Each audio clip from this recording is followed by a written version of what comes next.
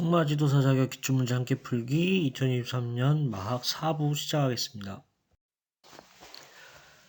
46 다음의 현상과 관련 있는 영양소는 사료 섭취량 감소, 체온 조절 기능 상실, 신경 과민과 근육 운동 곤란, 성장률 저하 등 생산성 감소. 1. 탄수화물, 2. 비타민, 3. 단백질, 4. 물. 요 보기가 좀 이렇게 애매하게 나온 것 같아요. 그래서 책을 안 보셨으면 이거 뭐지 하면서 풀기가 좀 어려우실 수 있을 것 같은데 책에는 요게 딱 나옵니다. 그래서 답은 4번 물이고요. 탄수화물, 비타민, 단백질이 각각의 하는 역할이 많아서 딱 특정화돼서 딱 할 수는 없는데 만약에 탄수화물이라면 에너지 공급원이라는 거에 좀 내용이 있었을 것 같고요. 비타민이었으면 비타민이 또 종류에 따라 다양하니까 특정 기능이 또 있겠지만 성장, 번식 활동 등 생명체 유지에 필수적으로 요구된 영양소 이런 내용이 있어야 되고요. 단백질 같은 경우에는 동물체 조직의 주요 성분 이런 내용이 좀 있었어야 되지 않을까 싶습니다. 그래서 이 요 결핍 현상에 관한 부분은 국가 자격 시험에 20년도에 한번 나왔었고요.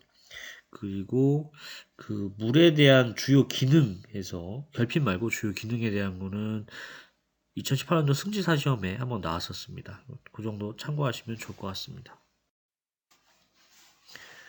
47. 목초 특성에 대한 설명으로 옳지 않은 것은 1. 오처드 그레스는 난지형으로 재상에 약하다. 2. 화이트 클로버는 재상 및 집약 방목에 강하다. 3. 이탈리안 라이그레스는 한국의 남부 지역에 적합하다. 4. 티모시는 기후성이 양호하며 서늘한 지역에 적합하다. 정답은 1번이고요. 말 방목 초제에 이용되는 목초의 특성입니다. 그래서 오처드 그레스는 한지형이고요. 그 다음에 기호성이 양호하고 재상에 강합니다. 요거는 19년도에 기출로 한번 나왔었어요. 그래서 그 부분은 요거는 알고 가시는 게 좋을 것 같고요. 2번, 3번, 4번은 다 맞는 표현이 되겠습니다. 48. 말사료에 대한 설명으로 옳은 것은 곡류사료는 크게 조단백질, ADF, MDF 함량을 가지고 사료의 질을 평가할 수 있다. 이 대부분의 곡류사료와 곡류 부산물은 칼슘 함량이 인 함량보다 높다. 산 건초만 공급할 경우 일일 건초 급여량은 대략 체중의 4에서 4.5%가 바람직하다. 4. 옥수수는 사료적 가치가 우수한 경제적인 곡류사료이나 조단백질 함량은 다소 적은 편이다. 정답 4번이고요. 1번 같은 경우에는 풀사료가 크게 조단백질, ADF, NDF 함량을 가지고 사료질을 평가를 할 수가 있습니다. 당연히 이제 곡류사료는 ADF나 이런 게 되게 적겠죠. 그래서 질을 평가한다는 것 자체가 좀 이런 식으로 좀 문제를 좀 꽈서 내지 않았나 싶고요. 대부분의 곡류사료와 곡류사료 부산물은 칼슘보다 인 함량이 더 높습니다. 칼슘 함량이 높은 게 아니라 인 함량이 더 높습니다. 그리고 건초만 공급할 경우에는 대략 체중의 2에서 2.5% 정도 섭취를 합니다. 4에서 4.5%가 아니라 2에서 2.5% 정도고요.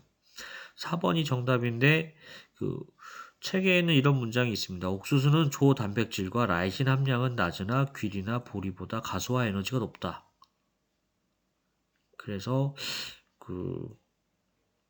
조단백질 함량은 다소 적은 편이다. 이제 요런 표현으로 문장을 살짝 바꿔낸 게 아닌가 이렇게 됩니다. 사료적 가치가 우수한 경제적인 곡류 사료다. 요거는 맞는 표현이라고 보시면 될 것 같아요. 책에는 가축 사료로 가장 널리 쓰이는 에너지 공급원이다.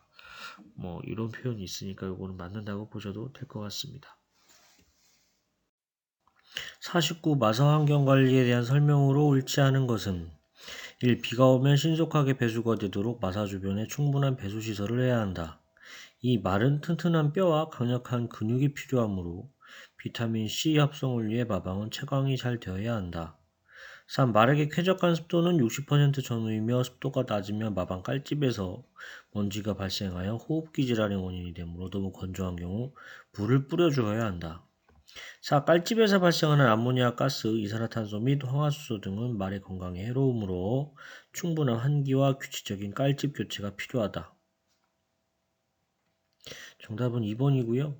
뭐 배수가 잘 되게 하는 거, 뭐 사람도 똑같죠. 당연히 주변 배수가 잘 돼야 되고 그 비타민 C하고 라고 이렇게 문제가 돼 있는데 비타민 D가 맞습니다. 그 사람도 요새 그 건강검진 하면은 비타민 D 없다고 해서 비타민 D 영양소 먹으라고 많이 나오잖아요. 그게 이제 햇볕에 노출이 안 되다 보니까 현대 직장인들이 다 뭐 그렇게 되잖아요. 그래서 말도 그 튼튼한 뼈가 강한 근육이 중요한데 어쨌든 피부에 햇볕을 노출시켜가지고 햇볕을 피부에 노출시켜가지고 비타민 D가 생성하게 돼야 됩니다. 그래서 그 비타민 D가 뭐 칼슘 흡수도 촉진하고 말의 성장을 돕고 뼈를 튼튼하게 한다. 뭐 이런 부분 때문에 그 음, 성장기의 어린 말은 그 어미 말하고 특히 야외 방목을 많이 시켜야 된다. 뭐 이런 것 내용도 있어요. 예.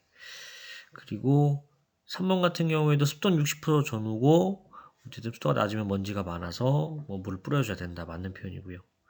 그리고 깔집에서 아모니아 가스, 이산화탄소, 황화수 같은 게 발생하는데 어쨌든 뭐 썩으면 무언가가 안 좋은 게 나오겠죠. 그런 게 말 건강에는 좋지 않으니까 환기도 잘 해줘야 되고 규칙적으로 깔집도 교체를 해줘야겠습니다.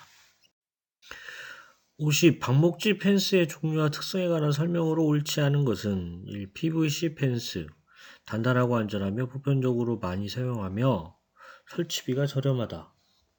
이 나무 펜스, 목재가 많은 지역에 설치하면 좋으며 튼튼하나 비용이 많이 든다. 3. 전기 펜스, 넓은 지역에 설치가 가능하고 비용이 저렴하나 전기가 차단되면 말이 빠져나갈 수 있다. 4. 관목 펜스, 방목장 둘레에 관목을 심어 말이 넘어가지 못하도록 하며 가장 자연적이면서 안전하다. 정답은 1번이고요. PVC 펜스가 보편적으로 많이 쓰고 그리고 단단하고 안전하고 요거까지는 맞는데 설치비가 많이 듭니다.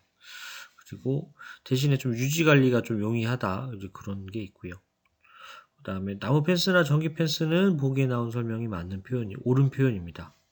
4번 같은 경우는 옳은 표현인데 과목 펜스는 2018년도에 시험에 한번 나온 적이 있었는데 어쨌든 방목장 둘레에 키가 크지 않으며 가지와 잎이 무성한 관목을 심어 말이 넘어가지 못하게 한다. 이제 이게 이제 관목 펜스인 거고요. 근데 단점이 가을에 나뭇잎이 떨어지면 구멍이 생길 거 아니에요. 그래서 말이 빠져나갈 수 있다. 이런 단점들이 있습니다.